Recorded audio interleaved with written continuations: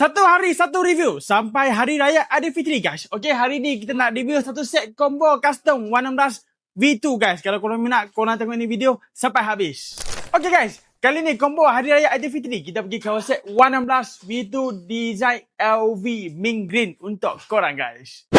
Okey guys, untuk suspension system, yang tengah monoshock kita bagi yang Supremo yang ada tank Okey, sekali dengan swing arm oval RSB Racing, sekali dengan Spockley drag daripada PPR Racing dah lower 1.5 inci untuk korang. Kalau saya dah tukar suspension system daripada depan sampai belakang pun dah tukar. Alang-alang dah tukar habis, kita bagi alloy sekali. Takas Jaguar XL Asia original, sekali dengan disc gaffer depan belakang, bagi motor korang nampak lagi lawa, nampak lagi cantik. Memang padu. Untuk nak celebratekan Hari Raya Aidilfitri, okay, so ini kali untuk combo ni, anda percuma sprocket one set O-ring untuk korang guys. Untuk combo ni, anda bagi harga korang 2248, siap pos, siap pemasangan. Jangan lupa Sabah Sarawak, aku pun pause sekali bagi sampai korang punya rumah, okay? Yang sesiapa minat nak tengok apa combo lagi, jangan lupa komen dekat bawah. Paling pentingnya jangan lupa like, follow, comment, share.